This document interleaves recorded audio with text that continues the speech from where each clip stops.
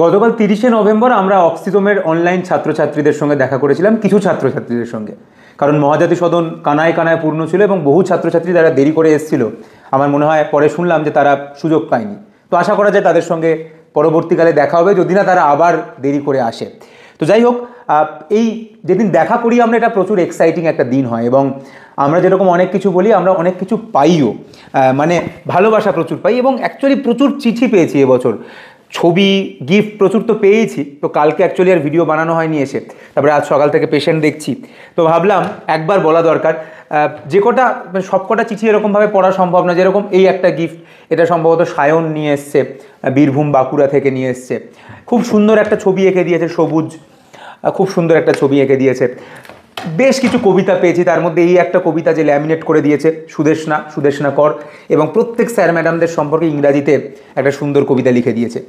12-14টা চিঠি পেয়েছি, তার মধ্যে সব চিঠিগুলোই একই রকম মোটামুটি লিখেছে, কিন্তু একটা চিঠি যার কথা আমি বলতে চাই, যার কোনো নাম নেই এবং এখানেও লেখা রয়েছে to my teacher oblique god. প্রথম কথা, আমি তো ভগবান নই, যাই হোক সে লিখেছে আর কি, এবং তলায় লিখেছে ফ্রম মিস্টার স্ট্রেঞ্জ, মানে সে নাম লেখেনি। এবং এখানে সে লিখেছে যে একদিন আপনি যেরকম বুম্বাদার সিনেমাগুলো দেখতেন, তাকে হিরো ভাবতেন, আপনিও আমার সেই গুরুদেব, শিক্ষক, পথপ্রদর্শক।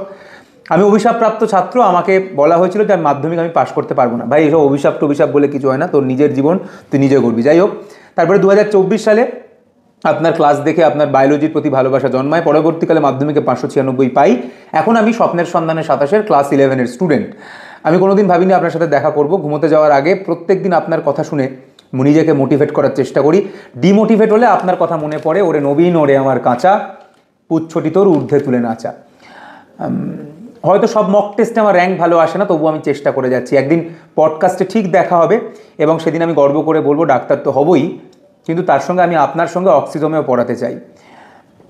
আপনি যেরকম অন্বেষদাকে পড়াতেন, আচ্ছা, এরকম লিখেছে। এবং এখানে তার নাম সে লেখেনি, আমি দূর থেকে আজকে দাঁড়িয়ে দেখেছি। সামনে একদিন ঠিক দেখা হবে, দেখা তো হবেই। আমি জানি না কে দিয়েছে এই চিঠিটা, বাট প্রথম কথা, অভিশাপ বলে কিছু নেই। আমি একটাই কথা বলবো, আরও বেশি পরিশ্রম করে যা। এবং আমার পডকাস্টে তুই কেন, তোর পডকাস্টে আমি যাব অ্যাজ এ গেস্ট।